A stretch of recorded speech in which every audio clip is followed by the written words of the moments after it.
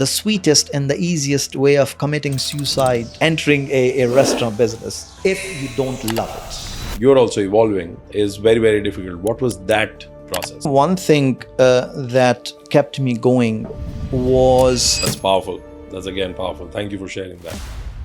I find it very challenging with the younger generation is that they're very impatient. Take me to your early years. Where did you grow up? I started in India from a town called Aligarh. What part of your worldview got expanded, if you remember?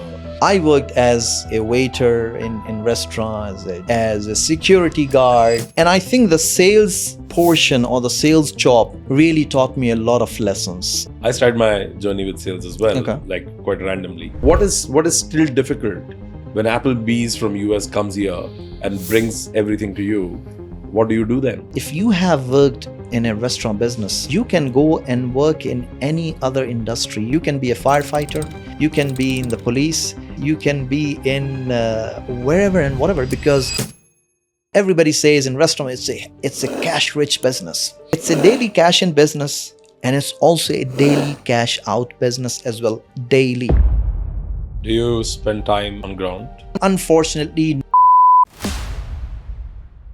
Hi, welcome to Restrocast.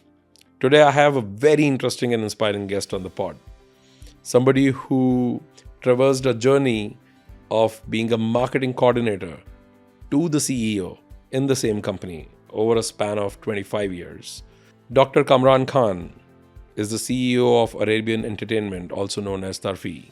He's the one who runs global brands like Applebee's, IHOP, a South African major like Ocean Basket in the region. Kamran's journey is not only awe-inspiring, I think it really tells you why compounding your life in one domain, in one company can be extremely rewarding. My reflections while talking to him continuously went back to how staying in one company for a very, very long time, and I'm talking about 2 decades plus, is not only rewarding, but also it's only rewarding if you're continuously evolving as a person, if you're probably a new person every couple of years, and that gives you the next orbit probably in the same company. Kamran is a empathetic, thoughtful leader. I think I have never had a deep conversation with someone who could embody while explaining situational leadership. And this conversation is going to make you think, but it's going to inspire you a lot. Do watch. Welcome to Restrocast.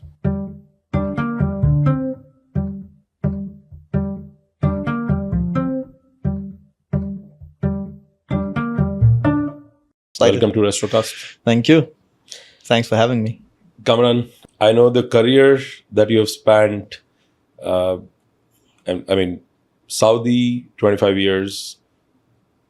I would want to know a lot about what has changed and what's changing. I really want to see, from your eyes, what Saudi was like 25 years back or even, 10 years back, and how contrasting, it is today. But I am going to touch upon that. Okay. But we'll start with the start. Tell me what you do today, and then we'll go back to your early years. So I still do what I start my career with, almost, I would say, which is hospitality business. In Saudi, my journey started in Accor, the hotel management group. As of today, I lead one of a very established food and beverage company, Arabian Entertainment Company, also called Tarfi.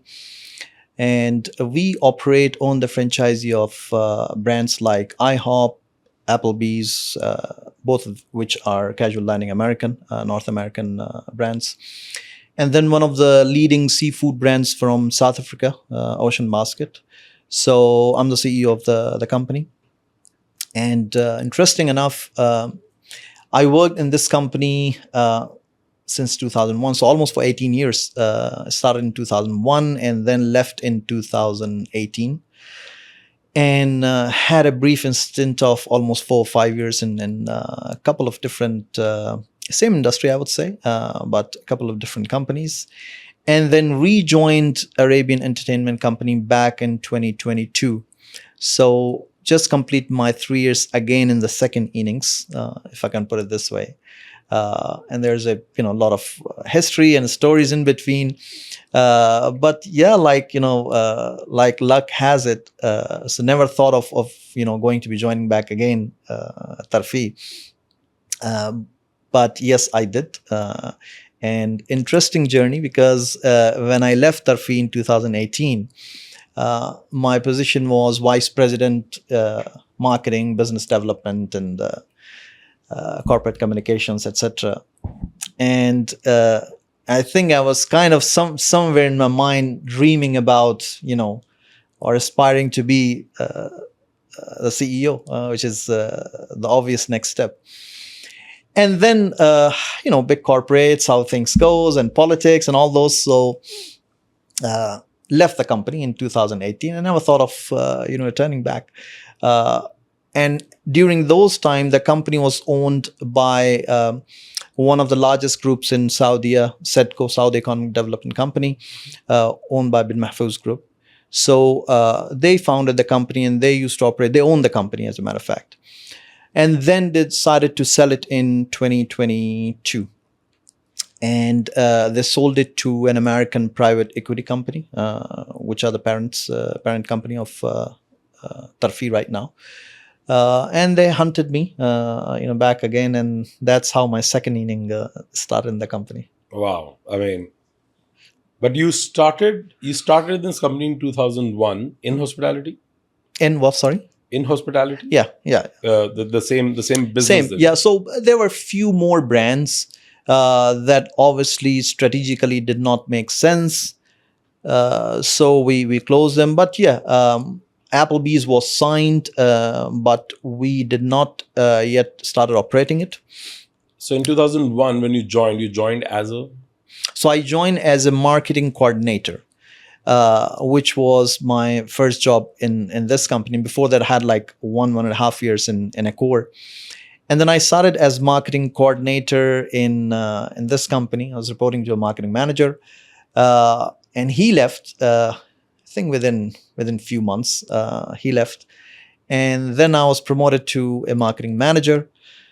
And so the rest is history. And then from there onwards, the director of marketing and business strategy, and then vice president. So yeah, interesting. Fantastic. I think, Kamran, congratulations, because very few people, are able to traverse such journeys where you are rising literally from the bottom to top in the same company. True. It's one thing to do that in the career, which is also commendable. But when you do that in the same company, I think that's far more valuable and inspiring. True, very true. And it also gives you a very big advantage, because for me, when I joined the company again in the second innings back in 2022, to lead the company as a so actually I joined as a COO, Chief Operating Officer. Mm-hmm. And then in 2022, and then almost I think 8 or 10 months down the road, was promoted to the CEO position, because the CEO at that time, he left, so I was promoted to the CEO position. So the big advantage that I had was that I knew the company. Obviously, I was one of the core team in opening all these restaurants and brands. Actually, when I rejoined, we signed IHOP just recently, like a couple of years back. So Applebee's was already there, Ocean Basket was already there. So I knew the brands, knew the team to a large extent, knew the fundamentals of the company. So it was, I would say, it was advantageous, not easy. And that's another story, because the company had to go through a massive turnaround in the last 3 years. Post COVID, like every company, there's, I think, in the modern era, if you write book, we have to write it, always categorize it, pre-COVID and post-COVID. Sure. So similar story for this company as well. But yes, it was challenging, but with a lot of advantage because, like I said, I was already there for. What you're saying is, really, I think it's important, and it's extremely underrated.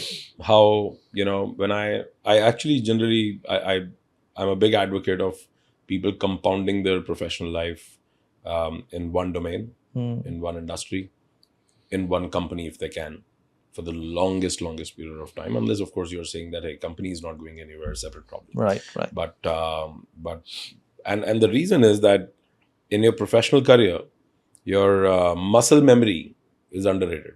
True. Your relationships, your understanding and intuitive, or rather your intuitive understanding of where you're working, who Very you're true. working with, how's it going to land, what are the ways around the town, what is the lay of the land. If you're continuously moving, shifting, places, you lose on that compounding, and you lose on, being able to build on the foundation that you had beneath.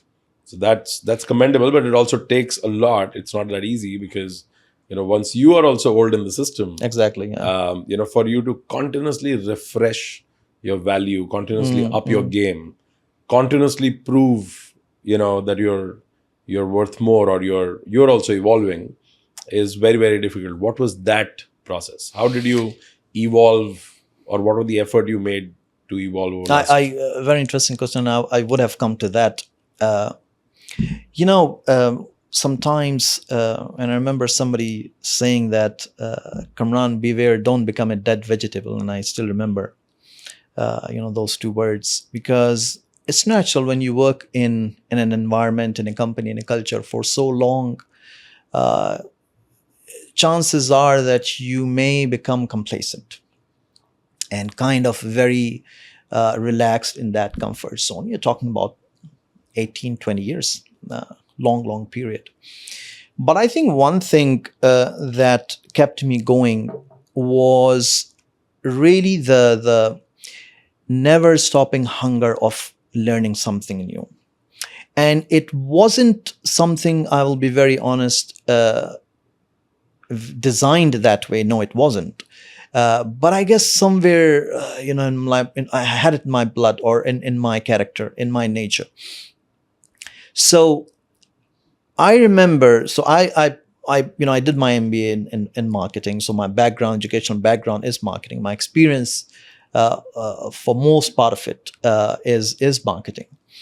But I remember which is kind of, I would say, I have to, say it with a pinch of cautious as well. I used to find it difficult to say no to things, which is, yes, as per books and theories, is not a good thing. It's a disadvantageous thing. But I'll tell you how it was very, very positive for me. So I was asked to be for example, a committee member in a supply chain committee, or an HR committee member, or Kamran, make a recruitment trip to Philippines, for example, or to India, or to different parts of the world. And I found it very difficult to say no, and kept doing it. But later on, what I found out is that the advantage is that silently I was building these muscles, this knowledge across Absolutely. different different layers of the company, different departments of the company, which proved to be the most advantageous thing for me in my career. So I was always involved in sales forecasts and budgeting and supply chain issues and HR issues, and if there was a new employee handbook, what new rules should be introduced, so anything and everything. And at times, yes, I did find it a bit difficult and stressing. But then I realized that whenever the management or the board kind of got stuck in something, I had a feeling that their go-to guy would be Kamran. Kamran, take care of this, and I would do my level best.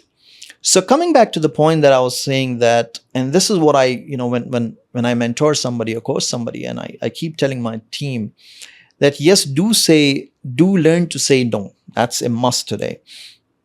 But understand the difference. If you are getting these things, consider them as an opportunity. And they are really an opportunity. So there are instances, yes, where you have to say no. But in career, in places, in situations, in times when you have such kind of opportunity to get involved in something which is not your area, I think it could turn out to be one of the biggest advantages, because that's exactly what happened with me, proved to be in my case.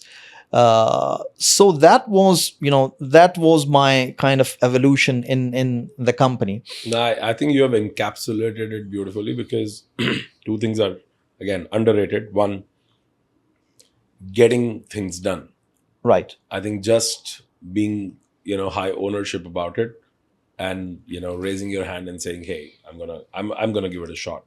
I think what you just said, like, if I repeat, whenever management was stuck, or there was something that was unstructured, uncertain, unknown, there were too many variables, Kamran was the guy, True. who will be called. I think that's the shortest path to be in, Absolutely. Yeah. the hell of hard work, but that is also the shortest path to be visible, to be seen, and to be appreciated whenever you do well. Right.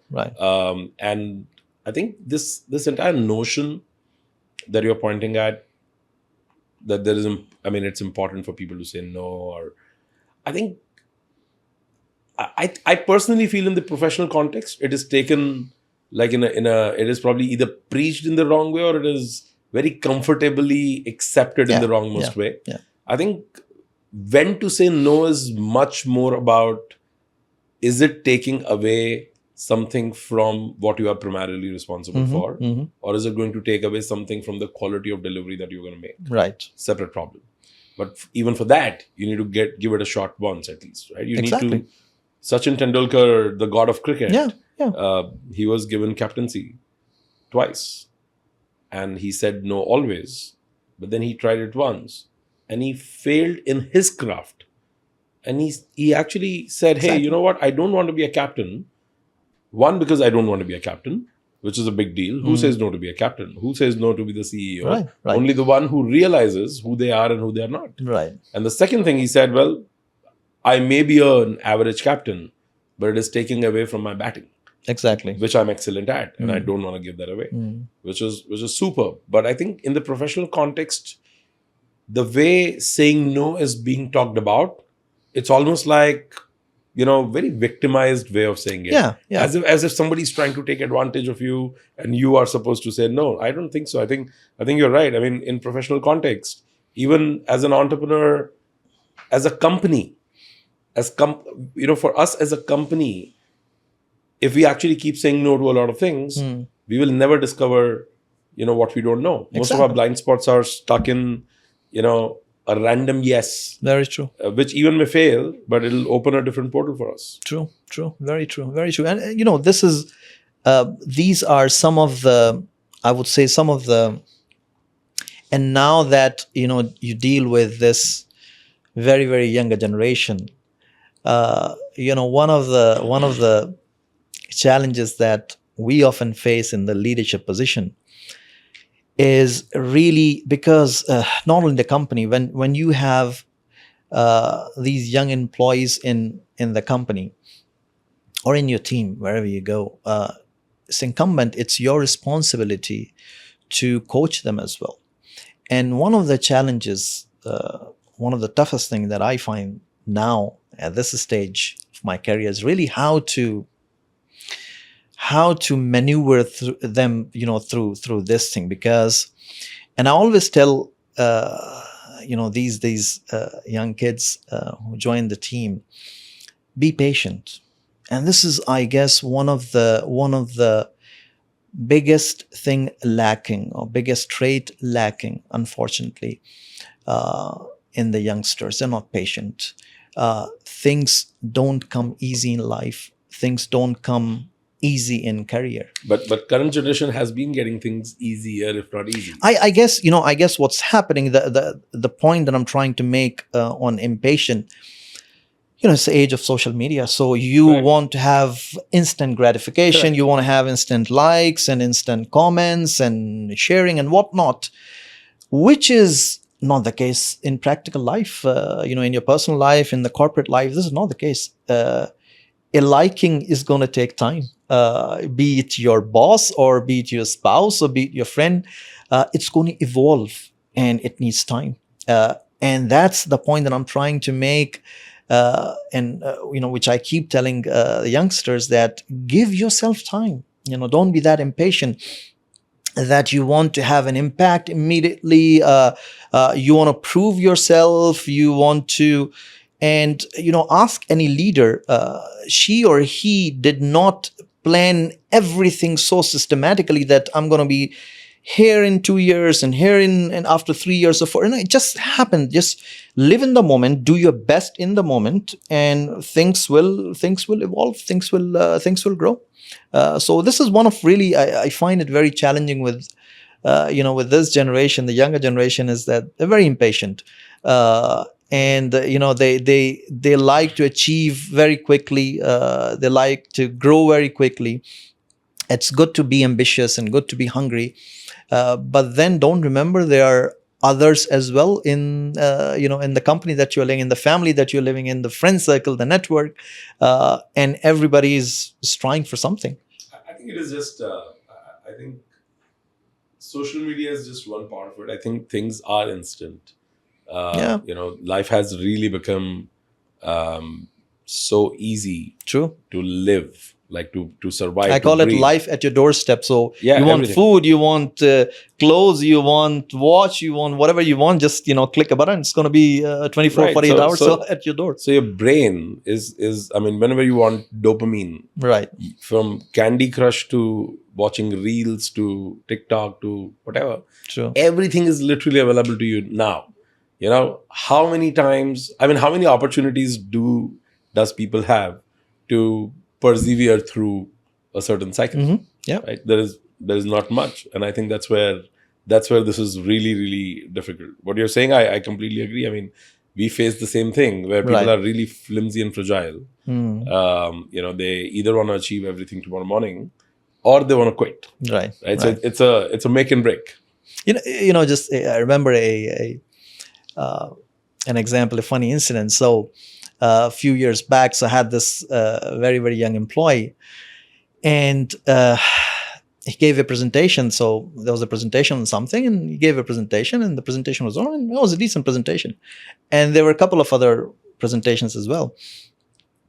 And so after the presentation, the employee came to me and wanted to seek some time. And so I have this open door policy in the company. You can come and, but of course, respect everybody's times. But yeah, you want to discuss something? Hey, just knocking. You don't need to take an appointment or fix a meeting. So employee came and said, really very sorry and very emotional. I'm like, what happened?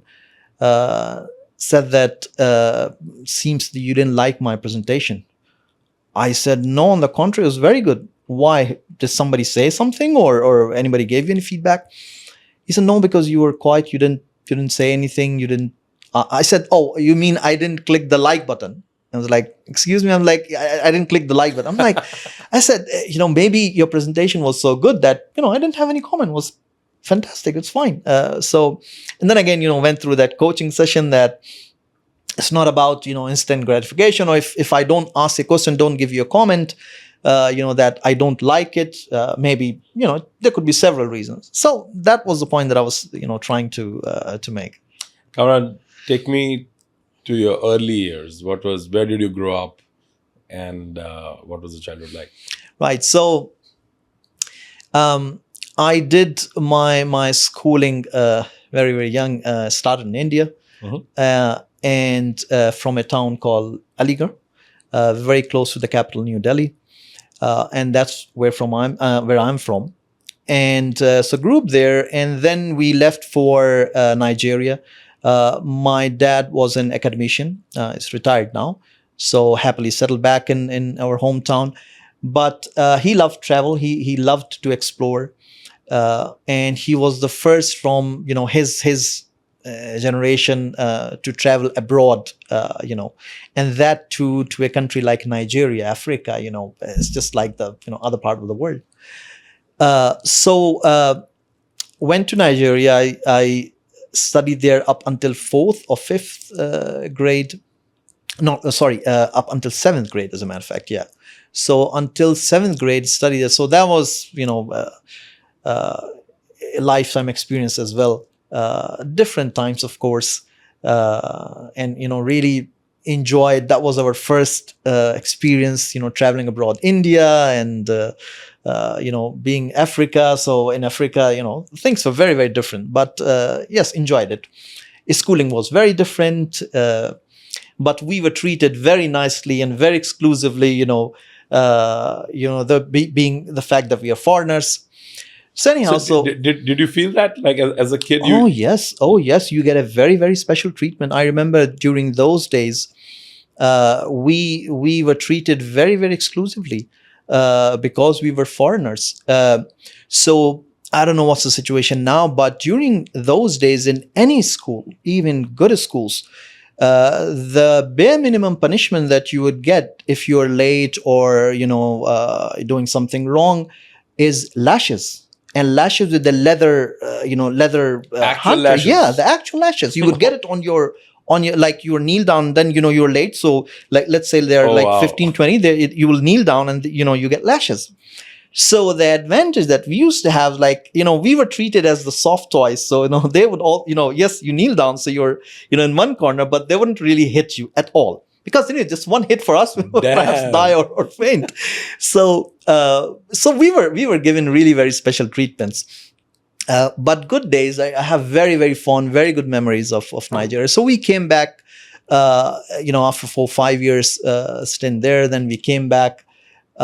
And that's also during that time my passion for traveling also. So my father loved traveling. So whenever we used to travel back during holidays or vacation from Nigeria back to India, we make sure that we stop somewhere in Europe and a couple of days in UK or Switzerland or Amsterdam or wherever. So that's how we started. I started even this love for traveling as well. And then came back to India, did again early schooling there up until 10th, and then again continued in graduation as well. So I did my graduation in chemistry, Bachelor's of Science. Wanted to be a doctor, like everybody else, during those days. So you have two professions. You either want to be a doctor or you can be an engineer, or just do nothing. You're good for nothing, basically. Yeah. Indians have a regimented program. Right. So couldn't qualify in my first attempt. I gave a total of 2 attempts. I couldn't qualify.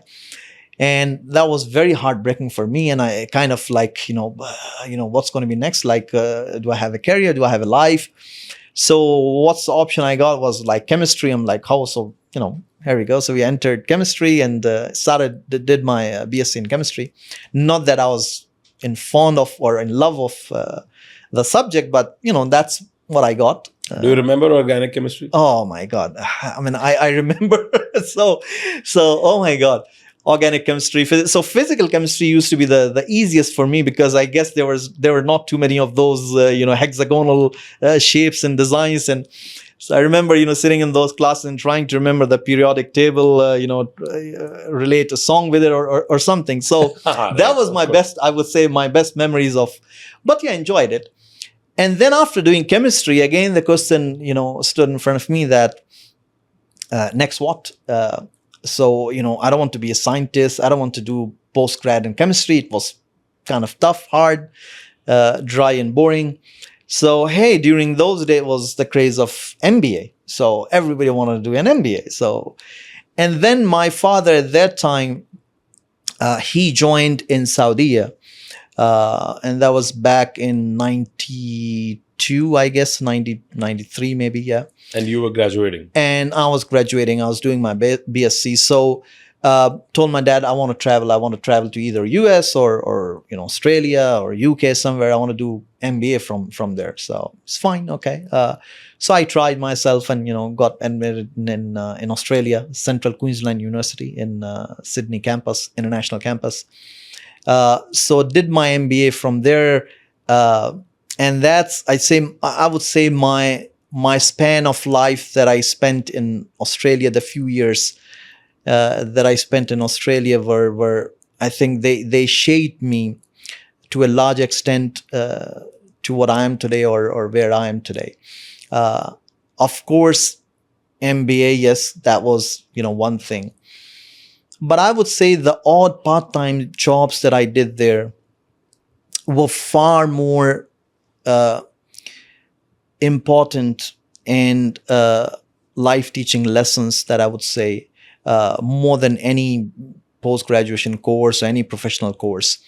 So that was my portion in Australia. Then did my MBA and did, what part of your worldview got expanded, if you remember those feelings in Australia? Yeah. So I did perhaps most of the part-time jobs. It was kind of, okay, let me try this. No, it's difficult. Let me try this. So I worked as a waiter in restaurant, as a janitor, as telesales, as a security guard, as you name it.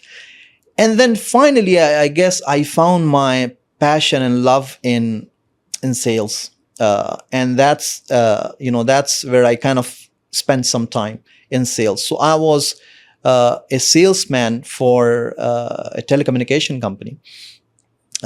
Actually, as a matter of fact, for two telecommunications company at different times. Telstra, which is one of the biggest or the parent telecommunication company of Australia, worked for them. Worked for another company, Optus, also as well. And I think the sales portion or the sales job really taught me a lot of lessons, really taught me the life lessons, the grounded lessons, how to manage yourself, how to meet the expectations of others. You only have few minutes to make that sale, to turn around, that, or turn around the customer that you have. And so that portion, I would say, of my life, very interesting. Like I said, I learned a lot how to manage myself, how to manage expectations, situations, tough situations, how to sell, how to convince, how to take rejections, how to take no, and keep moving for the whole day. And of course, many, many, many incidents and many, many good learnings there. And I even remember his name, one of my team leaders there, his name Campbell, I still remember decades back, Campbell Ferguson, if I'm not mistaken. So he told me, so he was always, every morning, he was giving us those motivational talks and everything. And of course, when you go for a sales job and you're knocking from door to door, and you get different people, somebody will shout at you, somebody will just slam the door at your face, somebody will be nice, different people. So I remember he told me one thing which I still remember today, and I take it as a life lesson. He said, guys, remember that with every no, you're getting close to a yes. So if that day you're gonna knock 50 doors, and let's say on the first door you get a no, second door you get a no, and destiny has written a yes on the 10th door. So just you don't know on which door you're going to get a yes, but just remember that you're just closing the no's one by, you're checking them out one by one, so you're getting closer. It's just that, have again the patience. So that was a life lesson that I still remember, that with every no you're getting close to a yes. So and very, I think very important that's lesson. a powerful. I think that's the power of perspective. Right. It can turn some of the worst situations of feeling or experiences into something really positive. There's this favorite book of mine called Man and His Search for Meaning in Life. Very, very popular book. This thin, written by Viktor Frankl. And this book's gist is that he basically makes a very counterintuitive point. He basically says that humans are not trying to avoid suffering. They are trying to avoid meaningless suffering. Right. And he goes on to say that you give a man a reason to suffer, and he will go through it smiling. Mm-hmm. And then he talked about examples of how he said if you ask a man to walk 10 miles in scorching heat in summer, he may feel that he's getting punished for what? Like he said, but you tell the same man that, hey, if you walk this 10 kilometers in scorching heat every day, I will take care of your kids' education. And he'll say, you'll see the same man walking those 10 kilometers, suffering the same physical pain, Right. but with a smile. In fact, he may be singing, dancing, and having a time of his life because Right. he's now walking for his kids' education. Right. So I think I keep going back to that book from for that perspective that how Campbell his perspective Right. allowed you guys to look forward to the no's instead of dreading them and avoiding them. I remember, and I would like to tell you about one of the incidents, exactly to the point that you were just saying, that if there is a motive, or I would say an incentive maybe. So I remember during one of those sales days, job of my life. So I remember it was raining heavily, very heavily. And obviously that day, as per the company rules, since you're a sales person going out, walking on roads, so you have the flexibility. You want to go, you can go. If you want to go back home, or just be in the office.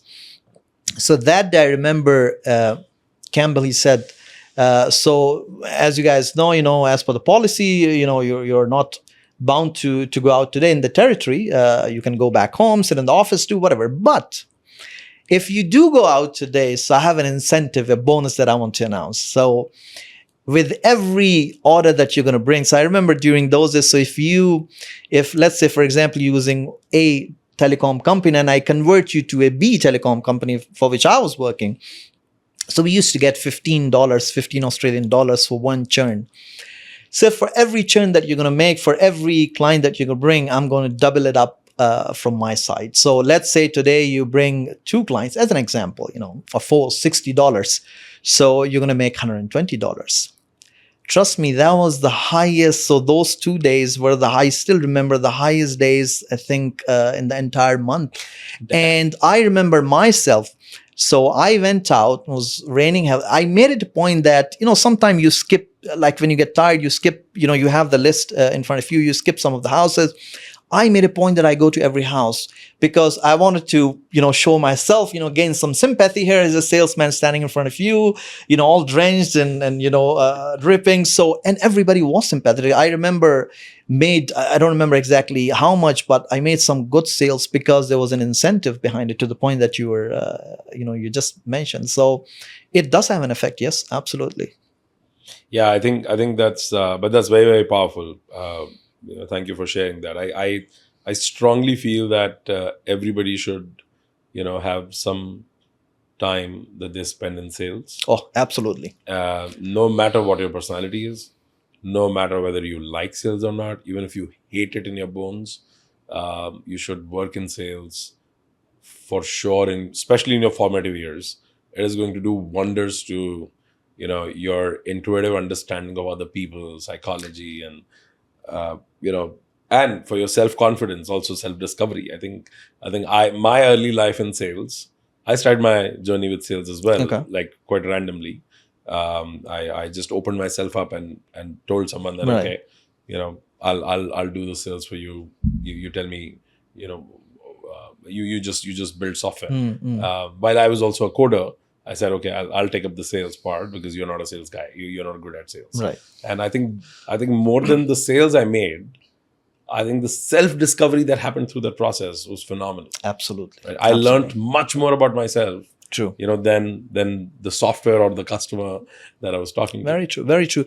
Very interesting. The point that you made, that everybody, I think, should go, because I really consider those days or that phase of my life to be, like I said, one of the best in terms of learning, because I'm just repeating myself, that you learn really how to manage yourself. You learn to a large extent, the kind of things that we teach today, emotional intelligence and all those things. Those are the lessons that you're learning on roads, at the doors of people, because the next door you're going to knock, you never know who's going to come out and in which mood he or he is going to be. And you have to manage the expectations. And so it gives you really, really very, very important, perhaps the most important lessons of your life. What after Australia? So then came back, stayed for a very brief period. So my dad was still here, and I used to come here on me and our siblings. So we used to come here on vacations or Saudi. in holidays, in Saudi. And good or bad, at my graduation in Australia, I invited my parents. So, like I said, I don't know if it was good or bad. So when they traveled there, dad was all cool, and my mom was like, "This is way too far away. You're not going to, spending your entire life here. You need to come back. So either come back to India or come to Saudi. That's if you're in Saudi, at least it's very close to your home base, but not in Australia. This is way too far." And I, me being a obedient like, I'm like, okay, well, let me just, finish, everything. And barely finished the MBA. And I was actually, as a matter of fact, planning to, hunt for jobs and everything. Already had a part-time job where I could have had the opportunity of, staying there, but then decided to, come back. So landed in Australia with a return ticket in my hand. I said, okay, going to give it a try. So my dad got me, an opportunity through one of his friends. So I started working at that time. Accor, opened up, or they started the joint venture, and I got the opportunity of a market researcher here. So worked about 1 year, one and a half year.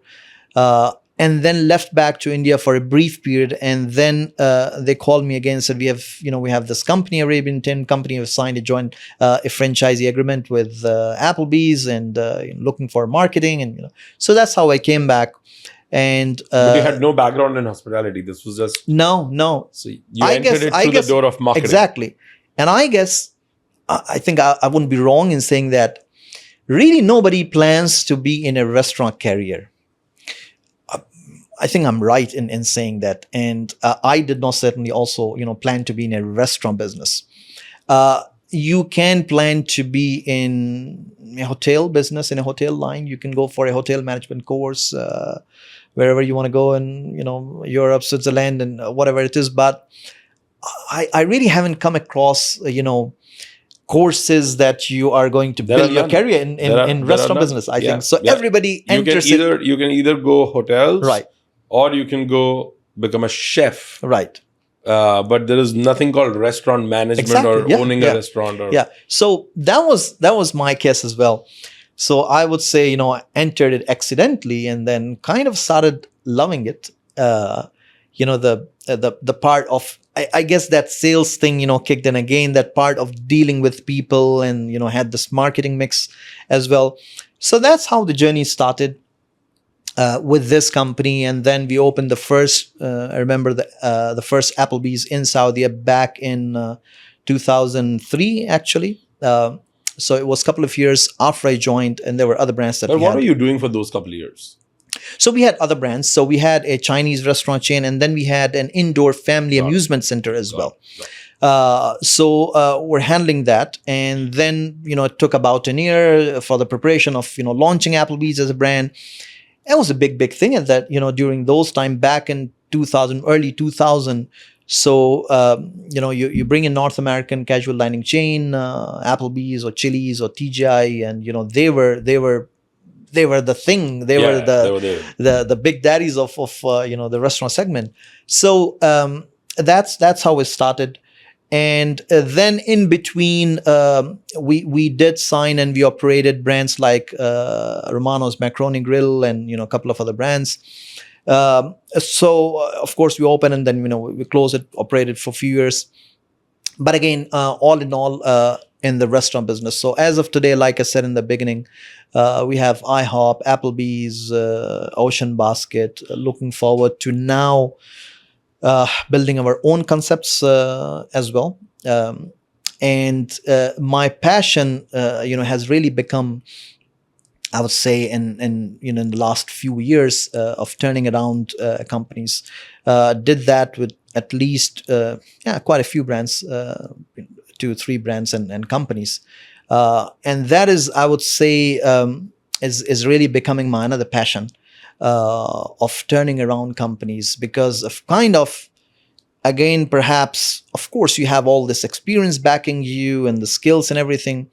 But when you land in the real battlefield and you have to turn around the companies or brands, it takes a lot, and it takes many things, and it's interesting. And when you get the result at the end, it's really impressive. Same case like when I joined Arabian Entertainment in the second innings in 2022. The company was unfortunately in a big financial stress, and other thing apart from other things as well. So we started the process of kind of restructuring and turning around, and it took a good 2-3 years, and the company is on very stable and solid grounds as of today. I am going to double tap on that because I think I mean, I have questions around why, Sure. would you even get into that? Because Right, that can right. be an interesting and a scary territory. But before that, I'm intrigued. So you were saying that you were graduating in Australia, Right. and then on your, like an obedient kid, you decided to follow your mom's advice and, come back to this side of the world. Right. But I'm intrigued because Australia is absolutely 180-degree out culturally from what Saudi is or was at that back time, in yeah. back in 2000. Why? Like, what was it?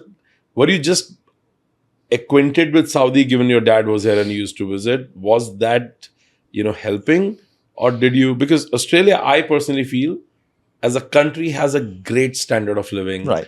great quality of life. It's a beautiful place. Australians are super chill. Right. My opinion of Australia in 2025 remains exactly the same. Right. So, how did you cope, and what was that like? Yeah. So I think I've answered this question, I don't know how many times, and not perhaps in this kind of setup, but within the friend circle, in the relatives, and that why, like everyone's like, why from Australia to this part of the world? Yeah. And you answered part of it. One, it was a soft and easy landing for me because of my parents. They were settled here. And another minor reason that I knew the place, used to come here in holidays. So again, so when you go to a place in holidays, you're kind of, with your parents, pampered, and all what you're doing is, no studies, no books. All what you're doing is going out, chilling places and all those things. So you kind of build a very happy, Damn, memory that is such kind a of nice thing. way Yeah, to say yeah. that. Yeah, I understand. So Your relationship with Saudi was exactly, beautiful. yeah, it was beautiful. So my acceptance was not that difficult. But it's a very interesting question because yes, culturally and in every aspect, totally different places, no comparison whatsoever. So for me, even when I started working here, that's when I started, touching base with some realities. During those times, those days, yes, there were restrictions and what you can do and what you can't do, and even a very sharp distinction in how we used to operate businesses, even in our case during those days versus this days, which I will touch base on in a moment. But yes, when I came here, so one reason was because of my parents, like I said. And second, I guess the opportunity that I got in Accor, again, my traveling thing. And then I remember the very first year when I joined, as a matter of fact, the first month, they showed me a plan where I had to travel to France for some sort of course and workshops. So I was like, okay, that's cool, that's exciting, So I kind of continued. So it was just being in the flow, and I continued, and then got the opportunity with this company. So it wasn't really planned, but I guess it wasn't that difficult as well. But things were totally different. Yes, things were very different. I was not even married, at that time. And another funny thing, I remember when I started working here, I think The same month or second month, my dad decided to pack bags and, head back to India. So I'm like, you guys got me here from Australia and now you decided to go back, leaving me all here. And trust me, at that time, as a bachelor, you were not even allowed to go in malls alone unless until you have families. Yeah, there here. were family section. Correct. And I experienced that. I'm like, well, that's going to be But that really was true difficult. up until very recently. Yeah, right? very recently as well. So, and I was like, okay, that's going to be challenging. But I got so busy. So I put a condition to my parents. I'm like, so either you're going to get me married or I'm going back. So you choose whatever you want to do. So anyhow, short story, got married, I think within the first year of being in Saudi. And then kind of, got settled here and, things happen and, started my journey. And like, I think perhaps maybe 90% of foreigners, they say in Saudi, the initial plan was to stay here for 2-3 years and then I'm going to just fly out and do something else. I've heard that before. So that too I've got heard that multiplied. before. Exactly. So that too got multiplied easily by 10 and perhaps more. And, here I am today. But I wouldn't have had it any other way. I really loved it. I don't know, maybe just personally me, but I loved it at that time. Luckily, maybe I didn't have to go through those difficulties. Kind of my parents before leaving, they really made sure that they settled me here. They got me home in the nice area. So trust me, the area where I'm living in Jeddah is the same area, the same district where I was living 25 years back. So we shifted home a couple of times, but it's the same area. So we feel like the kids grew up there. So we feel like that's home. We've been there for a quarter of a century. So that's home for us. So your question, what you're asking, and yes, things have changed. Things have changed rapidly in the last few years. And they have changed towards, they were good back then. Of course, there were some challenges like any other country or culture. But things have opened up, things have changed. They are changing rapidly. How do you look at the fact, and this question is less about whether it was bad before or it's good now. I think this question is just about, I want to understand how is this change being perceived? Because you have been living here for 25 years. Right. And you chose to be in this land 25 years back. So, whether good or bad, I think I'm sure your lens was, quite on the good side. How is this change being perceived? Like, what's happening on ground? How are you looking at it? How are your kids looking at it? What's the general view of the people when something that was restricted suddenly opens up? What's very interesting. Very interesting. It couldn't have been delayed any further. It just couldn't have been delayed. All the changes that are taking place in Saudi today, and I like I said, Why do you say that? So the reason is, with the pace of the world, the globalization that is happening, the businesses that is happening across the world. The world has become just one local village, or, in sometime in business terms, you use globalization, for example. So you cannot remain isolated from the rest of the world. And I think the beauty in this country is that Saudi has kept the core, their culture, the DNA. They have intact and kept it, preserved it very beautifully, and at the same time open up to the world. Guys, look, this is who we are. This is who we truly are. And myself, I remember when I used to travel to US or different parts of the world, and they would ask me questions, about Saudi. I used to be surprised because their image or perception, even people living in India who didn't travel to Saudi, their perception or their image of Saudi was totally different. That maybe very, very closed environment, or are we even acceptable? And even back in the days, yes, closed environment, but everybody was welcomed. Everybody, it was normal. I mean, yes, there were things that you were not allowed to do. And there were things that, you do it in your home. You like, whatever you want to enjoy, however you want to enjoy. And, the safety, the security, all those things were there back then as well. So I think to the question that you were asking, it couldn't be delayed because of this globalization thing. You need to, rightly so, what today the government and the leadership of this country is doing. For how long you're going to be dependent on oil? Just for how long? We all know it.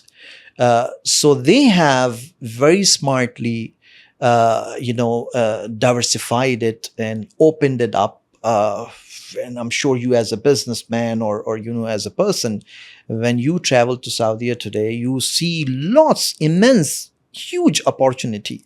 Yeah, And absolutely. I don't think today you feel that there are any barriers to doing business here. You have to go through the normal, procedure and the normal course of systems and procedures, whatever the steps are.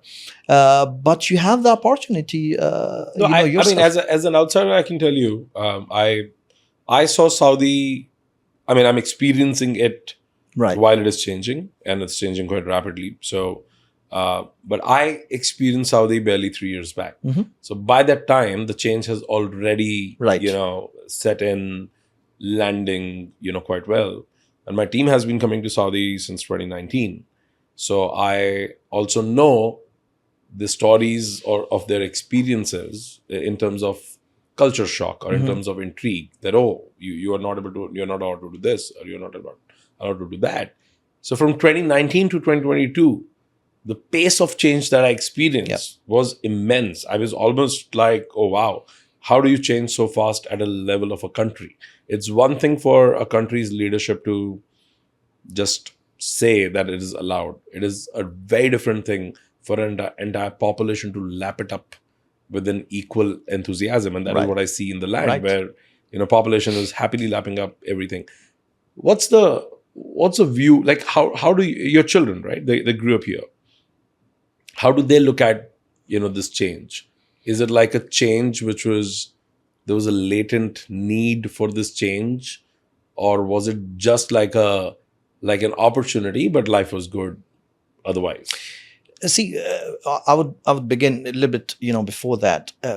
The credit goes both ends: the leadership of the country and the people of the country as well. If you study the history of the world, you will hardly find examples where such a rapid changes have happened in places like Singapore or Dubai, or on a structural scale, on a business scale, those kind of things. But if you look at, they had to adjust here a lot of things. And in process of doing that, there could be turbulence, but there was none whatsoever. And that's why I said the credit goes both to the leadership and to the people. It was a smooth. The regular course of challenges will be there, like in any part of the world. And now to your question, what you were saying is, for us, for me, for my family, I'll tell you what has changed. We liked it back then. We like it today. What has changed for us is, if my kids want to go and watch a movie and I want to go and watch a movie with them, we can go. So there are, theaters available. You can go. Of course, a lot of entertainment places, compared to before, but that, I would say, structural, change. If my sister, my wife, my daughter, if they want to drive, they can drive. That does two things. That, personally, takes off the burden of being available always as a driver. But at the same time, it has opened up a lot of opportunities for women as well of this country. A lot of opportunity in the job sector. They can go out anytime they want, with their friends or business colleagues, or all the opportunities that come with it. And plus, the ease of doing business. So, but I wouldn't really talk about the ease of doing business. But Yeah, for I'm talking me, about yeah, culture, on a like on a how. on a culture, on a personal level, nothing was forced. I think one of the most beautiful thing that was done here is that nothing was forced during this process. Absolutely nothing. So opportunities were opened up, and you want to be in this, sphere, be in this sphere. You Sure. want to be in that sphere. You want to do this, fine. You want to do that. And like in any other country or any other place on the planet, there are rules and regulations which you have to follow. Very much here as well. But apart from that, I think this is what changed for us. It's more open. You see a lot of tourists here. If you are at Riyadh Airport or Jeddah Airport, you go to Medina, even as an example, or Mecca. You see a lot of people come to Riyadh, like I was saying, airports. You see a lot of tourists here. I met, a lot of them. They're coming here to explore, what is it, Steak, Saudi, the place of birth of lots of religions and, history and culture. So that is what has changed on a personal level. Awesome. So I think, for example, in Jeddah, so I remember back in the days, decades back, we used to go to a place called Balad. And this is like kind of a balad. So it's like a downtown where you have shops and, for clothes, for spices, for different things. Now, and there were old houses and everything. So what they have done now is just one example. What the government has done, they took care of it and they converted it into a kind of heritage place. And if I'm not mistaken, I think it's in UNESCO World Heritage, or if I'm not mistaken. Is it near Jeddah? It is in Jeddah, actually, in Jeddah. So you go there and you go to that place and you'll be mesmerized. So they have converted these houses. They have put lighting. They've converted some of the houses in museums. You enter a kind of an experience. Yeah. And you have lots of, food stalls and people selling stuff. Is it the old city? It's the old kind of, it's the old kind of old city, basically. Okay. If you can put it that way. And it's like, for me, it's like a wonderland kind of, so I remember we stopped going there for years because, we're living a little bit like it's a 15 minutes drive from our home.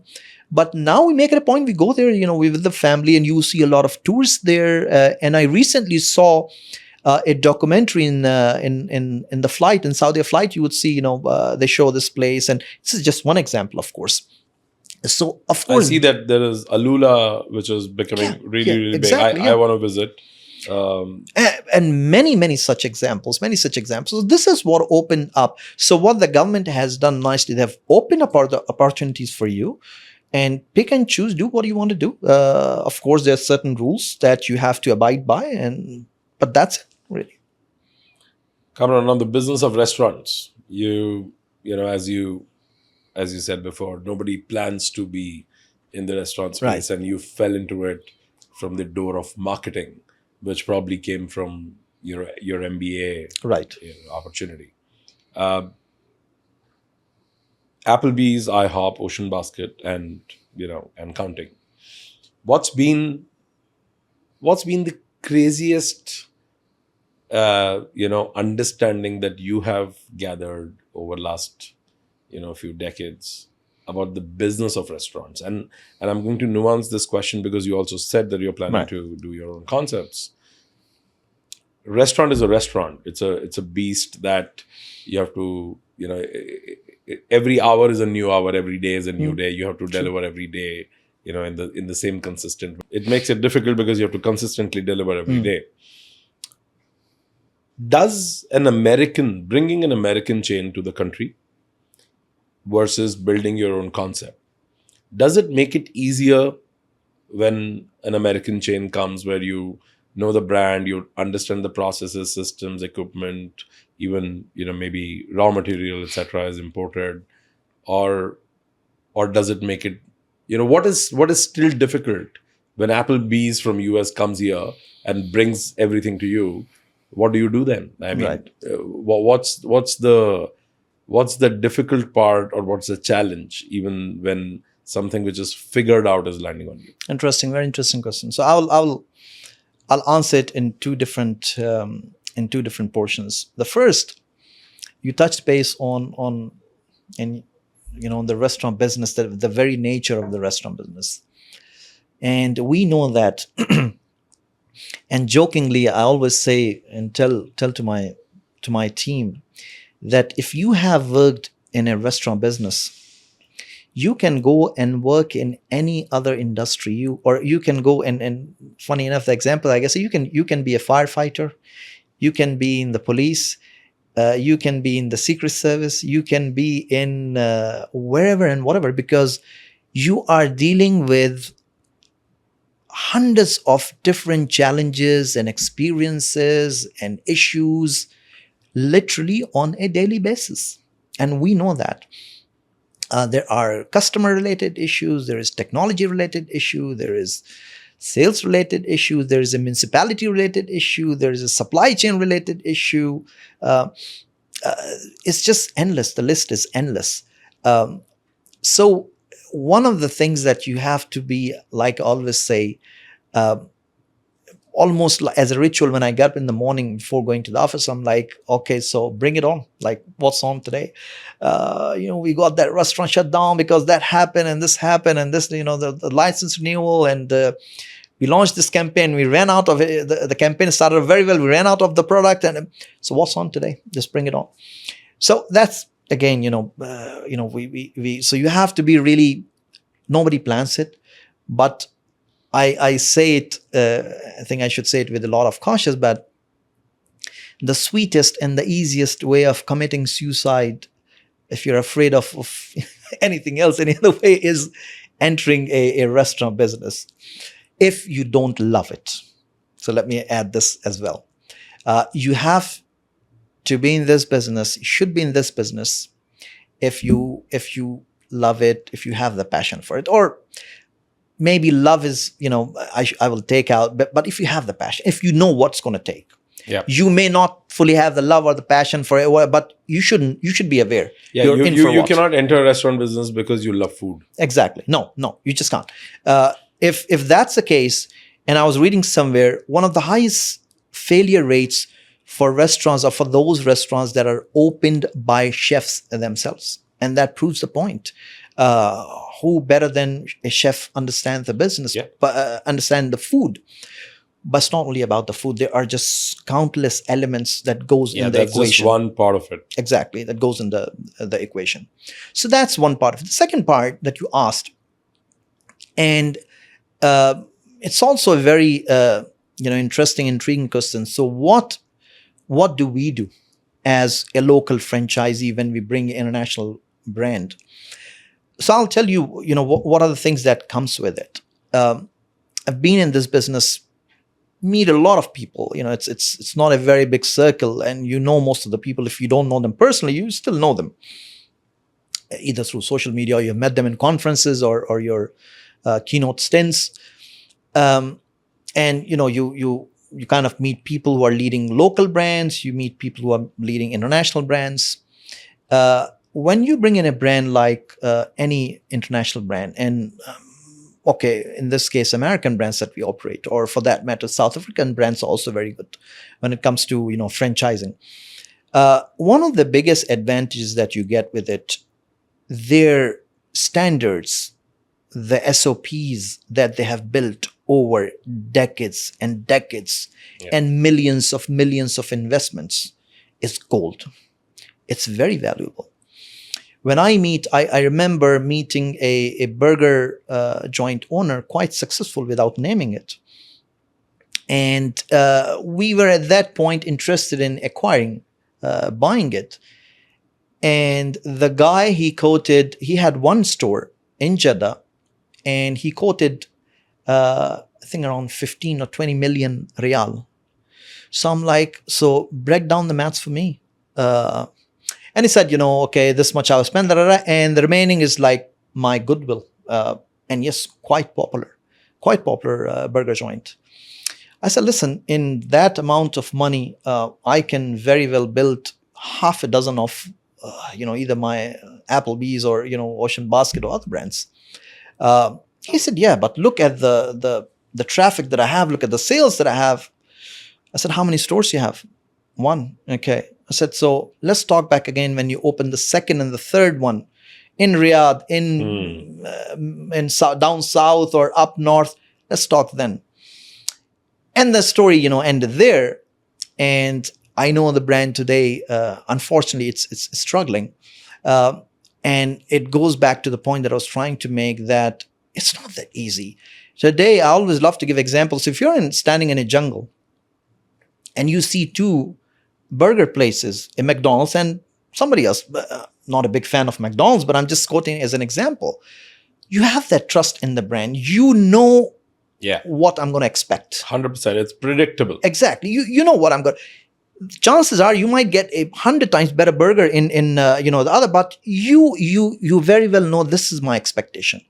That's what a brand builds. Of course, you have to keep on adding and nurturing, but it brings that confidence, the quality, and all the other elements.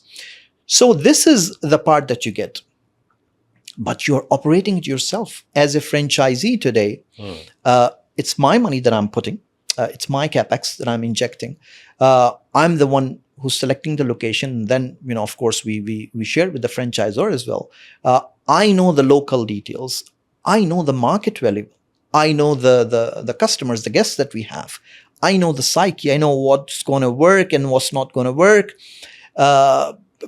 Again, countless examples that I've seen that, we share back with the franchisor, these kind of things are going to work here in terms of menu, and this is, what's not going to work. So we are the kind of, yes, they provide the car to us, but we know the roads, we know the way, we know how to drive, we know where's the gas station. So it is very, very important that you should know, you have to know how to operate that business. And the advantage that comes, like I said, you get all these good SOP, and you get the brand name with it. But I will add another thing to it, that now in Saudi, and I will definitely give credit to the local, to the domestic brands in the restaurant category, in the cafe business. They're doing a fantastic job. They have learned from the mistakes. They know what it takes to run a restaurant and what it takes to run a chain of restaurants. They know the difference now. Of course, very well traveled. So if you visit some of these local restaurants, local cafes, they are doing phenomenal job, fantastic job. It was a learning curve, and still I believe is a learning curve. In restaurant business, I always say standardization is the biggest thing. It's the biggest thing. I don't strive to be the best, but I strive to be consistent. Yes, I have to be good. For me, there's no definition of best. Like, best means what? Yeah. Like we have the best steaks, like, means what? Like, we have the best ribs, means what? I mean, the best for you, maybe. Exactly. Yeah. Like, what's the benchmark? Yeah. So what I strive to do is that I want to be good in food, in service, in whatever the other elements, and I want to be consistent. I want to make sure that I build your expectations, and what am I going to expect if I go to this particular brand. So that's what comes with international brands. But like I said, the local brands are doing also a phenomenal So what has job. changed with local brands? You're right. I mean, I can see this phenomena not only here. I can see this everywhere in the world, by the way. I can see that in Southeast Asia. I can see that in India. I can see that across Europe. But Europe is still not a very... I mean, Europeans still are like, they like their restaurants small and boutique, right. And but I see this land every day. There is a new brand being spun by locals, and some of them are doing phenomenally well. What has changed? I think one of the understanding that has come in the younger generation, especially, is that what is stopping us in doing it? Don't we have the know-how? Yes, we do. Don't we have the capital? Yes, we do. Don't we have the market? Yes, we do. So what is it that's lacking? Why can't we do it? So in the beginning, when this wave started, and I've been on that side of the table as well, consultants were doing very well. So if a person like me, would go and start doing consultancy at that time, I know the equation, I know the restaurant business. So they would come to me, and I put a certain fee and build the concept for them. That is not the case now. There are a lot of successful brands today, local brands. They are built by themselves. They go, they study, they have the know-how. So it's just the belief. It's nothing but the belief. We have everything today, in this country. Whatever you need, the support's there, the knowledge there, the capital is there, the market is there. It's open, the opportunities are there. So again, I think the point was like, why not? And this younger generation, they travel, they went for their studies to US and to Canada. They like the stuff there. So why not to do it ourselves? So that's why this wave of local. But the one thing that I cautious very much, within, a lot of my friend circle, those who are investing, they invested, is one thing, is that don't think that, and a lot of times it does happen, don't think that everybody says in restaurant it's a cash rich business. It's a very cash rich business. See how many customers are walking through, and and then that's actually one of the biggest myths. Exactly. And I always say that it's a daily cash in business, and it's also a daily cash out business as well, daily. So if you're getting in cash daily, you're also doling out the cash daily, literally daily, and the challenges with that comes with it. So a lot of times what I've also seen is that they have the money, they enter into this business, they invest, and they build the brand, and then all of a sudden they realize like, oops, we didn't take into consideration the challenges, supply chain or the manpower thing, or whatever it is, the increasing rentals, or so those challenges, you have to know what you're entering. So it's not that as cash rich business, you and me, we know very well what are the percentages we deal with when it comes to the to the last line of the paper of the sheet. So it's not that fat. It's literally, so a couple of points in supply chain lost, a couple of points lost in the real estate or the rental increases, it can really offset your balance sheet. So it's very important to know what's the game you're into. It is a good business, but I always say, yes, it's a heavy cash involvement business, not cash rich, heavy cash involvement. There's cash coming in, there's cash going out as well. Do you spend time on ground? I do. What part of, like, what percentage of time goes on ground? Unfortunately, not too much, which is wrong, I would say, because and the reason was the last few years I was very, very heavily involved in turning around the company along with the team, and that really forced me to be a little bit spending more of my time in the strategic aspect, planning and executing and all those things.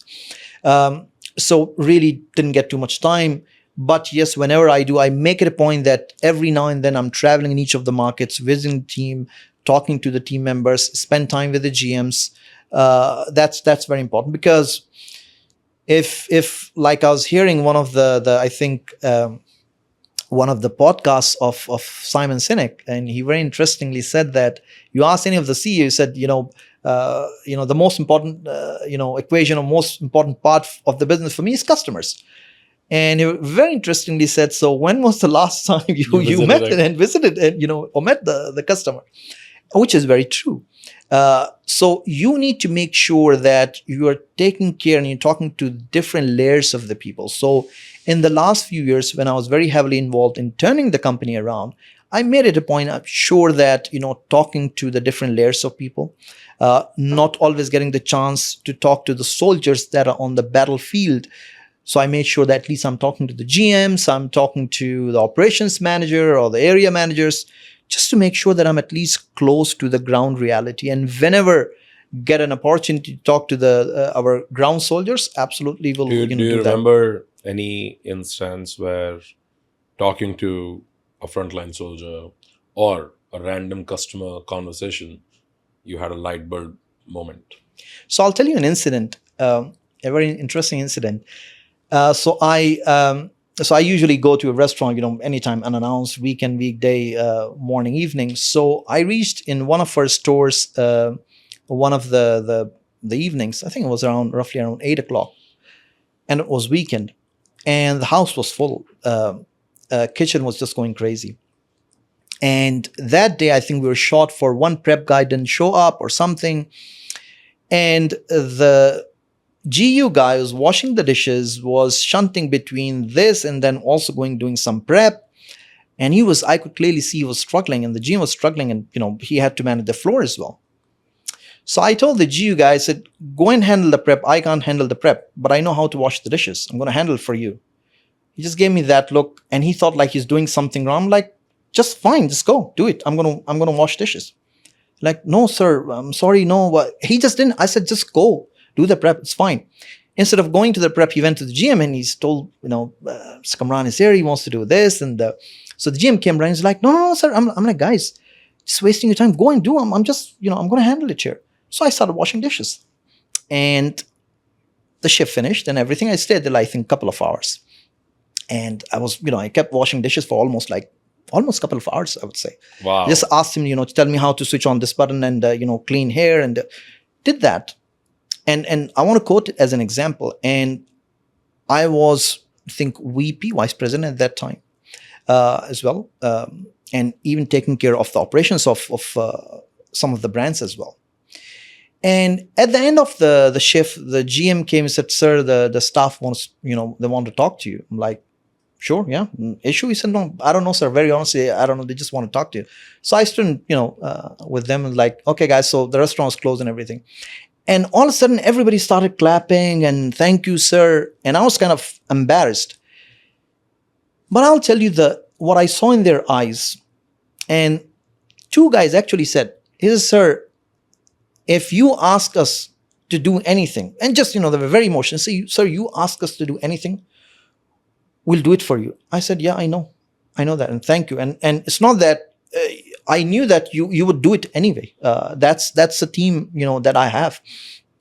The point that I'm trying to make here, if the good definition of a leader, we have different, transformational leader and say, autocratic leader and, this leader. I always believe, when you reach situational leadership, that's the best category for me. Sometime you have to lead from the front. Sometime you just stand at the back, let the team be in the front, let them celebrate, let them take the charge. Sometimes just be in the middle of the pack and just be there, be with them, be one amongst them. And this will give you long-term some benefits. So again, and there are things like that I do sometimes if I'm in the kitchen, try if I can, help them. Not like I said in the last 2-3 years, unfortunately, I missed that. But yes, if you do those things, if you are with them, once amongst them, they will stand for you thick and thin, and sunny days, rainy days, they will stand with you. And because at the end of the day, who is moving the company, who's moving the brand, are these people, are these soldiers that are moving the brand. That's a beautiful example, and kudos to you for attempting to do that, because these things it's not only about some false prestige or designation. I think it is also about that at times, and I see that leaders are afraid to be on the ground with the people, because it can also expose them in case they are carrying any false ego. So I think probably your team gave you the applause, because probably that they discovered that there's no false ego, and there is no facade of niceness. Exactly. But there's something real. No, very important, very, very critical. One of the things that I've learned, and I'm still learning, and I would like to really add it. What does a CEO do really? If you think of it, from this perspective, or a leader, it could be a CEO, it could be a whoever it is. What do they really do? If you think of chief of the army staff, let's say, or CEO, I was saying, am I the one who is taking care of the operations? Am I the one who's taking care of the marketing, the IT, the finance, supply chain? I'm not the one. If you are the leader, if you are the CEO, most likely, and if you're in the right company, with the right hiring structure and everything, they know that you have all those things. And that's why you are a CEO or you are a leader. It's how you connect the team. It's how you connect the people. So Dave and I sit in the office, like I said, I'm not taking care of the operations, the supply chain, the IT, marketing, whatever it is. All what I'm doing is taking care of the team, of the people who are taking care of these departments, and making sure they blend together as a team. Of course, there are strategic decisions and investments on growth plans and all those things. But then again, this is all what I'm doing. So I think as a leader, your one and only job is to make sure that you bring your team together, you gel them in a way that they make sure they take, because they're the one who are taking care of the entire house.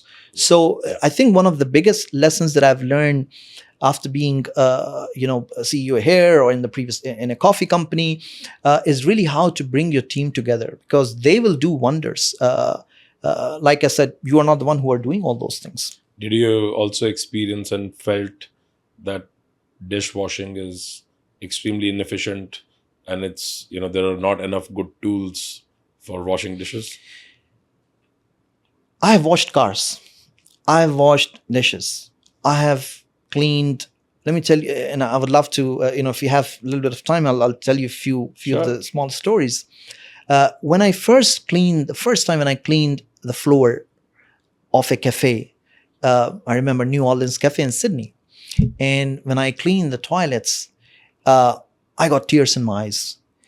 The moment I bent down to, just pick up, I think, some trash or, clean the mop, and all of a sudden, all I could see is just shoes of people, and there's everybody sitting. There's a tissue there, kids playing. So I saw the world from that down under. I was down there, and I got really emotional.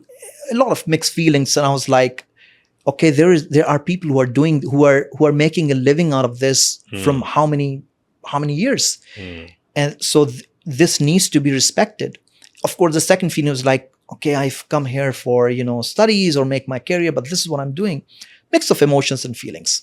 Same thing when I started washing cars. If I tell you, when you go to wash your car, you sit there, sip on your coffee or juice or whatever, and you see your car being washed nice. Have you ever thought those 3 or 4 people? So there was something called, of course, you wash the car, and then today it's automatic as well, and then you clean it. And there is this one guy and I remember during those days, they used to call like silicone job. So it was like, what are you doing? You have this, this liquid thing in a foam, and you have to just, wipe it on the tire. Looks easy, and the tire shines. But the day so I remember the day I used to get that job was my worst day. Why? Because if you are washing, let's say 200 cars, you have to do this one time, get up, go to the second tire, sit down, do this, get up. So if you're doing this 200, you're doing 800 times in a day. Damn. In a span of 6-7 hours. So I remember the first time I did it, my legs, I broke, I torn my ligaments and everything. I was like in bed for almost like 3-4 days. Today, when I go for a car wash, I see through that guy. I know what that guy is going through. When I wash dishes, and no matter you wear gloves or whatever, when the water is in your hands for continuous 10 hours, what your fingers will feel here and on this side is different, and the pain. And that's how, even if you are a CEO and sitting in a luxurious office, but that has given you a lesson, what that person is doing, what's the pain that he or she is going through. And you will respect that, and you will make sure that you take care of that. Sometimes you're not able to due to circumstances maybe, but you understand it. Genuinely, you at least understand. So I think those lessons are very important for any leader to go through. That's powerful. That's again powerful. Thank you for sharing that. Absolutely. I mean, when I asked you that dishwashing question, I was just making my own stupid point, because I washed dishes for the first time in my life during COVID at home. And I remember I used to take up that job at 2 a.m. because, I'm a late nighter, and COVID times were like, they were 24 hours, right. Like you were at home. So I remember I used to, tell my family that, okay, I'm going to do the dishes, because apparently I couldn't find any job at home which was up to my skill level. So my skill level was perfect for dishwashing. Right.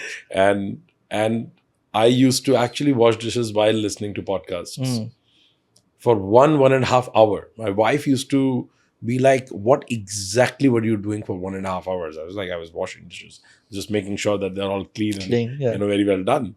And I remember by, I think, 3rd month, I was like, you know what? If this sustains for a year, I am going to invent or reinvent a dishwasher, because every day when I wash dishes, I'm like, who made these equipments? These are inefficient. It doesn't work. Most of the things I can see, design flaws. But what I'm alluding to is that, as a CEO or as a leader, no matter what your designation is, unless you actually experience the job yourself, your perception of that job always remains, 50-50. Exactly. Right? You're just observing, like what you just said, right? Sometimes it could be totally different. What you just said about even fraction of a second before, you mentioned that siliconing that tire requires that sit up. Yeah. Like, it didn't land on me, because when he said, "Oh, that is the worst day," it's like, how bad it can be. Like, you're just doing this, and so as an observer, it's very difficult to exactly feel. True. And that's why most of the times, even if leaders, and it's a note to self, it's a note to the world. Most of the times when leaders show sympathy and are being nice, they also feel that there was no reciprocation, and while they are being sympathetic, but the fact is that at times sympathy doesn't really cut it. Empathy is what is needed, and that can only come in. You can't pretend it. It can only come in when you have been in that coordinate doing exactly the same job. That's when you figure that, oh wow, what's the difficult part of this job? It's not what meets the eye. It's probably something that is not visible. One of the other, and I would like to say it, and because I clearly remember when I used to be in the kitchen and washing dishes as a part-time job. So I gave you an example from the car wash. The other thing in the dishwash, as an example, is and for you, and just imagine it for a moment. If I give you a job where you have to stand in a corner, and your view is a stainless steel thing or a wall, just this close or this close, on this side and this side, and you have dirty dishes, soil dishes here. That's where your view for 10 hours, 6 days a week. That's a reality. That's a reality for a person who's washing the dishes in a restaurant, in a hotel. His or her view is the wall or the tiles here and here, and soil dishes here for 10 hours, 6 days a week. Imagine, just try to imagine that.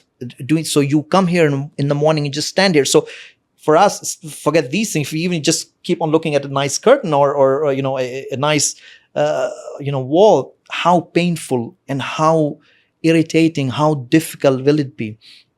And these are things you can never imagine unless until you have been in those situations. So if you have been into those situations, and then you work hard and God gives you that opportunity to be a CEO of a company, make sure, do whatever you can do.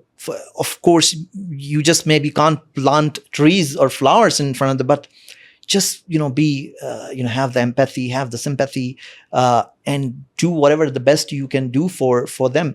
Because in return, they will do wonders for you. And even if not wonder, they are the one who are literally bringing in the salary that you are getting, sitting in that comfortable office. So they are the one, if they don't work hard, like I always say, the one plate that we sell, it's from that place from where my salary is coming, the electricity bill is coming, the utility bill is coming, the rentals are coming, everything. And the contribution in making that one plate is coming from that GU person to the server, to the GM, to the guy who cooks it and prepares it, everybody. So if you don't understand these and you don't respect, these steps and every part of the equation, you can never be an effective leader. You can still be a leader because maybe the management chose you, the board chose you there, but you're never going to be an effective leader. It just can't be. Beautiful. That's really powerful and amazing. Kamran, tell me about your family, who all are there. So, along with my wife, I have 2 kids. My son, he just got admitted into electronics engineering back in India. Interesting. So Where in India? In the same university where I graduated from, Aligarh Muslim University. Damn, that's and awesome. The reason I wanted him to be there, and for a moment he thought like, Dad, US, Europe. I said, no, you go and study there. And he was okay, he accepted. And the reason I wanted, because a lot of time, kids born and brought up here, they're very much in a very protected, environment. Everything is very easy, comes easily for them. I wanted, him to become a little bit more street smart. So I said, So go you there basically sent him to to the trenches. Like, go and find it out that's there. wild. That's really wild. So what's his name? But his name is Hamza, Muhammad Hamza. And the good thing, so my parents are there. We have relatives there, cousins there. Plus he knows the city. We have, we visit every now and then, few times a year. So it is a learning field for him, but in a little bit controlled way. So it's not sure. that I've thrown him wild. Exactly. It's not as wild as it Exactly. can be. Yeah. And the daughter is in 7th standard. So what's her name? Her name is Myra, and she's the one always upset. Like a dad with daughter will always say she's the one most upset with my traveling. It's like, where are you traveling? Why are you traveling? When are you going to come back? What time is your flight? What time are you going to land? So when I land, she's the one who's calling me. So so that's my Myra's. So I think that's an answer to the fact when you tell your wife to not ask a lot of questions. Yeah, I guess so. With kids, one of the things that I've learned is your son is always your like your companion.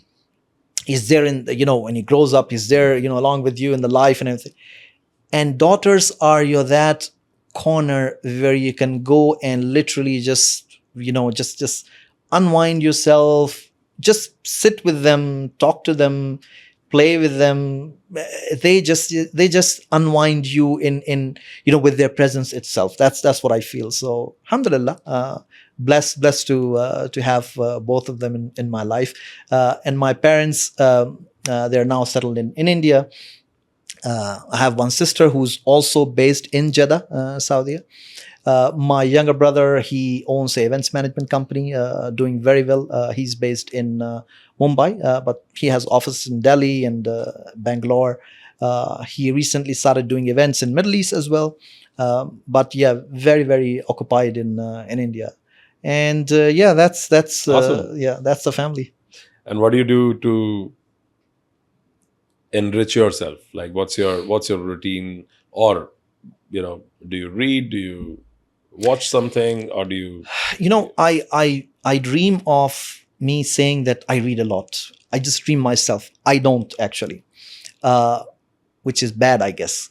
But one habit that I have is always, I keep referring back. So I have started reading. Yes, there are books that I'm, reading or have read, but I'm not a book guy who's reading too much. Sure, but I'm always into learning. I really, if there is something new that I come across, even a new term that I've, come across today, or a theory that is, bothering my mind, a business model or whatever, I will immediately go online and, search for that and look at some case studies. So that's, what keeps me kind of busy. Love travel part of my job as well. And even other than that, whenever I get the time, take a brief off, travel with the family. Listening music, songs is my best part-time, I would say, activity. Love hearing songs. like do you maintain playlists? No, not playlist, but I'm a kind of guy whatever the mood hits me, at that particular time, either going, to the office in the morning or, laid back evening or afternoon. Sometimes I watch documentaries in the weekends. But yeah, whatever the mood hits. But typically they are Indian Bollywood songs, either old ones or new ones. Like I said, whatever the mood hits. But yeah, I mean, that's visiting cafes, restaurants. Not a big eater, but yeah, love to experience new places in F&B ecosystem. What has changed in you as a person when you introspect in last, I don't know, 10 years, 20 years, 25 years, timeline you choose? But what are a couple things that you feel have changed in you? There's one thing that struck me very, very dominantly, I would say. And that is when when you're climbing up the ladder of leadership, uh, you start getting lonely. And lonely in a way, yes, you do have friends and friend circle, but you're in that position where you are responsible for the decisions that you're making. They could be right decisions and they could go wrong as well. There are things that you have to execute, you have to implement, but then you hardly, and then, so yes, you have maybe a board that you're presenting something to the chairman, uh, but then you need a side, a portion of your heart and mind needs somebody just to talk about it, just to, or even the feelings, forget the business side of it, just the feeling itself. um, I guess, start missing that portion. And like often I've heard, and I'm sure you have heard, and we hear that, it's a very lonely position. It's a very lonely place to be. So you really have to know what's your bouncing back. You have to have few people in your circle. And this is where I started struggling. And then I corrected it that you have to have few people in your network, in your circle, with whom you can just chat. Don't expect intelligent answers or recommendations. Just talk it out. This became a big challenge for me uh, in the beginning of this leadership journey that I have, and I'm still learning through it. But I think this has been one of the most challenging things, or the things So that I'm developing. did you find your tribe where you can Yeah, unleash a yeah. little? I'm lucky enough. I would say that in the same very company. So I used to be, one amongst them. I was heading the marketing department, and so I have quite a few friends in the company. So I still just do some banter. Do you talk to your peers? Did you? I mean, the point that you made is very important, right? Which is, the journey becomes lonely because you really can't express and share, Right. and you can't also share because Yeah. you, one, there are things that you're not supposed to. Two, you're the one who has made the decision, so you're the one who's Right. supposed to hold the fort of strength, Right. and that can weigh on you in a very Heavy. different Yeah. way. Have you, like, what's your out from that? Have you created a peer circle? How do you do that structurally? Yeah. So what I've started doing, when I kind of started realizing that, so I have two different set of formula, or two different set of formula, maybe a little more formal word, but two different ways of doing it. So one, yes, I do have a couple of people that I speak to, and just chit chat basically. The second thing, a little bit more formal, that I've started doing is that I always have a periodical, apart from my regular meetings and what I have a periodical once a month, or once in every 1.5 months. For if I have like a general all staff meeting, and it's a kind of formal meeting. Have it in the hallway where I just talk and let them ask question or talk, and I just keep everything transparent, very transparent. This is what we are struggling with. This is what we have achieved. This is our milestone goal. This is what we're doing right now. By doing this, what I try to do is just get on board. We're in the same boat. I come either on this side or you guys come, which we're in the same boat. So I kind of sometimes try to take this heavy load off my shoulders. Like, guys, let's share it. It's good for the team because they experience, and they also feel that we are part of the important decisions and the responsibility. The way it helps me is that I kind of share that button. So I made it a point, which the last one I had recently, just a couple of weeks back. If there is a new employee, new team member, you welcome the new team member.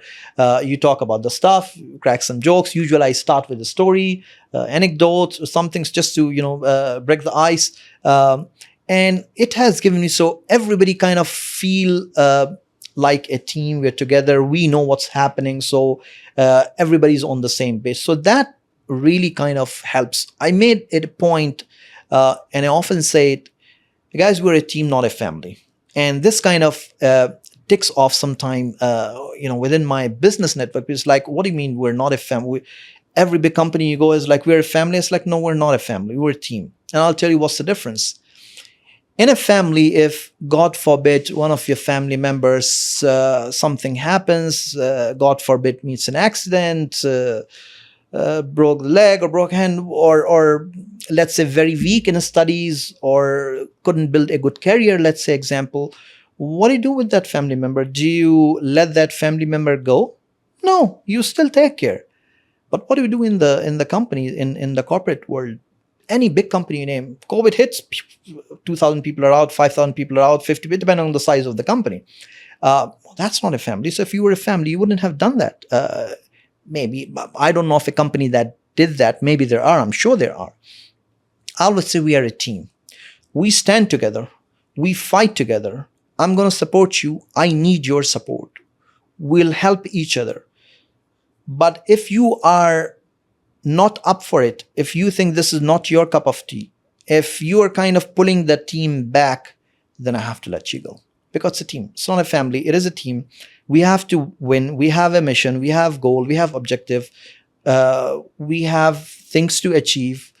It's a business at the end of the day. So we all have to perform our best. But if I identify within a team that there is this one person who is not up for the challenge for whatever reason, the first thing, yes, we'll definitely try everything possible to make sure that help her or him to improve, to come out of that challenge, coach, teach, whatever it is.